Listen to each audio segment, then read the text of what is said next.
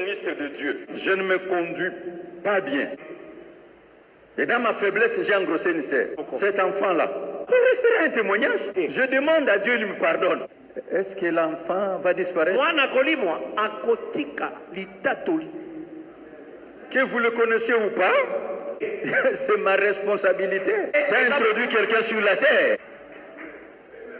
Oh, je crois que vous allez me dire amen. Tu es une femme mariée, draguée. On a couché avec toi, tu as violé la dot. Tu deviens grosse. Ton mari ne connaît pas, la famille ne connaît pas. Il y aura un enfant adultérin, caché. Les chrétiens sont surchargés de péchés cachés, de péchés secrets, de péchés conscients, de péchés volontaires. C'est là où le diable joue avec nous. Le péché permanent. Alors, le souvenir de nos péchés, ça devient comme des témoins à charge. Et comme qui nous accuse. Et les conséquences de nos péchés, ça nous fait entrer dans la servitude. Mais nous vivons dans un conflit. La chair a le désir contraire à celle de l'esprit. L'esprit en a des contraires à celle de la chair. Sinon, sur la terre, tu seras attrapé par le principe divin. Ce qu'un homme aura semé, il le moissonnera. Il y a des erreurs où nous paierons cash à vie. Si quelqu'un veut me suivre, qu'est-ce qu'il doit faire? Qu'il renonce à lui-même. Qu'il se charge de sa croix. Dépouillez-vous des vieux hommes. Moi, je rencontrais des non-croyants, des païens, mais ils ont une bonne moralité. Ils sont honnêtes, ils sont droits. Mais vous rencontrez des chrétiens nés de nouveau avec une mauvaise moralité. C'est pour cela qu'on ne se moque pas de Dieu. Ce qu'un homme aura semé, il le moissonnera. Nous sommes dans l'assemblée de l'église. Il y a nos enfants qui sont nés ici, des filles vierges. Et vous vous retrouvez cet enfant de 18 ans, il a déjà fait l'expérience des rapports sexuels. Mais baptisé et d'esprit. Maintenant, il a demandé pardon à Dieu. Dieu lui pardonne. Est-ce qu'elle deviendra vierge? Bien aimé, faire le plan de redressement, c'est vous-même. C'est vous-même. Il y a des choses que Dieu vous donne. Il y a des choses que vous vous donnez vous-même. Il y a des choses que les hommes peuvent vous donner. Attention avec ce que le diable vous donne. C'est ça la vérité. Tu as ta part de responsabilité. Alors, accepter un bon départ et payer le prix. Accepter. C'est pour cela parfois il faut entrer dans le culte de silence et demander à Dieu de te transformer. Et voyez la vie en face. Je ne suis pas prête à Olobango. Donc, Batoubayebi déjà, Vinanga, Bayebi déjà, c'est un mari Nabiso, c'est la biso Masola Kati, c'est un mari Nabiso, c'est la biso, c'est l'anga Bikamwa, c'est un mari Nabiso, Seigneur, c'est un mari Nabiso, Yonzamboyo. Donc, écoutez, on a mon édification, on a coco édifié, peuple Nzambe, Nde Angwana, on a la Zosala, oh, vie privée, Nanga, Batikelinga Nata, moi, vie privée, Nanga, Mukolo, oh, Boromona, que c'est un mari à elle, sous Sibino, Talabo, Nde Angwana, confirmer. Bamsulu bazuna internet balatisi mwasi moko boye bag bakamati ba oh sœur Marie bali oh sœur Marie a divorcé oh sœur Marie sali boye ah waneza bango mais masola katie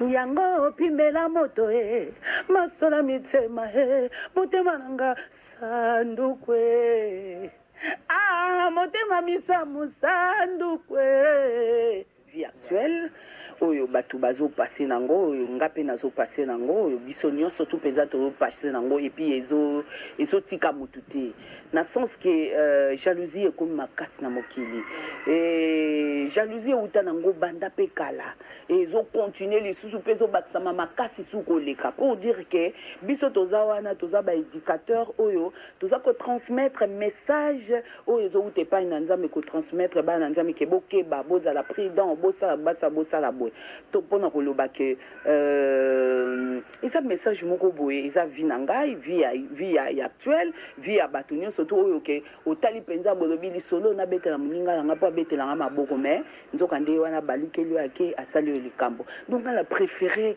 na betela nzambe masolo akati masolo nga mitema oyo ata na beteli pe nzambe na uti opengwa kopengwa ezaka ekobote na uti opengwa na uti osala boye mais ye mo lobika je te pardonne tellement pour la mabele kobandile la molai qui m'appelle makasi mais ba misusu zo betele passe iyo penza osali penza bo isa scandale nzamba bwaki yo donc pour le ba que betela camarade dans mokolo moninga génération na yo te akangi nasonga liputa na oyebisanga bato te mpo bazwila ndenge moko boye so mpe nalobi na nzambe aopesanga $100 bato baya kokotelanga na ndako soki mpe nabeteli bato lisolo ke nde naza boye nazwi eloko boye mpo na nini baya kobotolanga yango na préféré nabombela yango nabombango na se na motema nayebisa yango nzambe asutukaka ne te soki oyebisi likambo alobi telema popola mabele soki oyebisi kopa bien camarade na mokolo moninga génération na nga te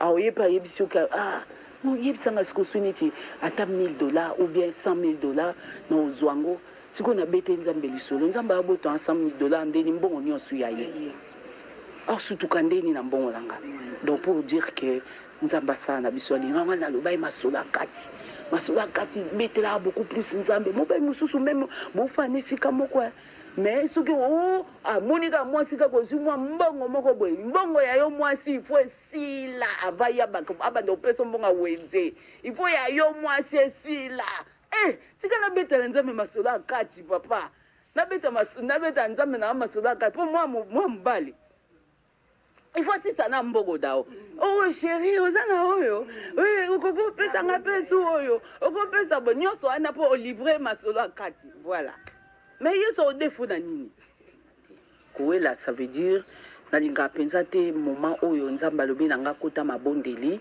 nambibi mapa na banga mi komi apparaître na miso abatu sans accord na nzambe sans rapport na nzambe puisque ye wana ndaza protection na biso babitango apesa ka provision apesa ka mission apesa pe provision ça veut dire soka tindinga ina ke dosale loko na lolengo ya tindelinga ndenga la rolanda donc pour dire que là na bimisi mystère du voile volume 1 na bimisi volume 2 na yo bimisa volume 3 na banza banzembo ya volume 1 oyebi yango kumama yeso yo na yo nzambo yo volume 2 salelanga bikamwa yo masolo akati lombo voilà abasocié banani troisième siko saison na banza ozoyeba oyebi nzembo saison oyebi nzembo ya nani oyo nzembo ya nani oyo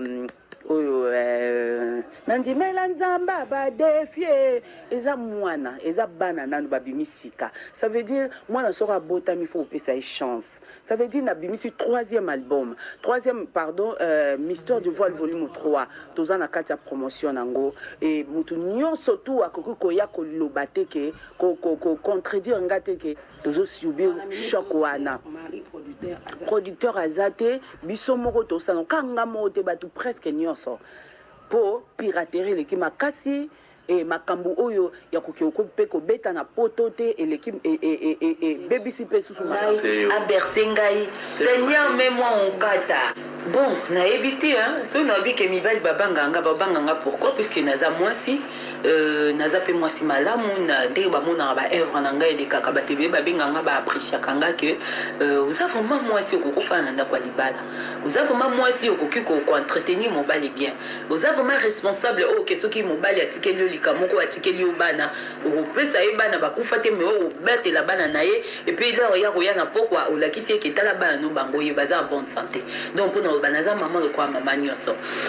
libala mpona ngai bon nzambe asunga mpo mwasi nyonso tute basala akota ndako ya libala ta mosusu par exemple mwana moko abotami aza innocente akomi na 16 ans akomi na 18 ans azwi fiancé e aye kokufa donc mpona koloba ke vi ya bato mosusu ezalaka bongo mais susi na ngai eza ke soki nzambe akopesa ngai mobali oyo ke ngai na kofanda na ye oyo na kozala na ye apesa ngai mobali oyo ekoderange ministère na ngai te oyo ekoderange mosala na ngai te oyo akozala un plus na kati na mosala donc mpona koloba wana papa mwana na ngai oyo tozalaki na ye oyo nazalaki na ye déjà makambo esili mwana aza kote mosusu papa aza kote mosusu e nazocontinue vie nayebi ke mokolo nzambe akopermettre kopesa ngai esengo lisusu ke akokutana na moto oyo akokozala malamu akozipa batrou oyo akopense motema nayebi mokolo yango ekozala esengo mpo na ngai mais soki mpe nanu ekoki te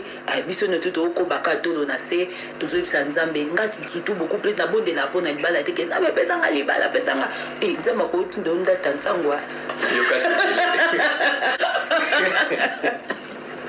mokozwa ntata ntango soki ozoderange nzambe apesanga libala papa baninga kuna mabala baninga kuna na balie na botie oyebi ke nzambe akotinda yo ntata ntango omoi avaa kokute na motu moko boye bado motu yango mabala mosusu ekóma nango kake tofandaka mpo na bana tofandaka mpo tobeta tolo ke na bali na boti mais entre temps kimia te nzokandi mosala na biso esengaka ifo kimia ezala babi nzambe aza nzambe ya kimia e soki apesi yo lipamboli ekozala kimia mpo esunga mosala na yo lisusu susi esengo ekozala ke mari misama azwi mobali e bozomona se omari azokontinue ka mosala na ekute ezokontinue lisusu ezomata lisusu ke mokomo boboya o se omari tolingi tosala papa tiaka ye o se omari tolingi tosala nde kati omesa na biso wana o nalini akozwa mwa interview moko omoi ndeni okabwa mwa monene messieurs mais mobali lokola eza volonté ya nzambe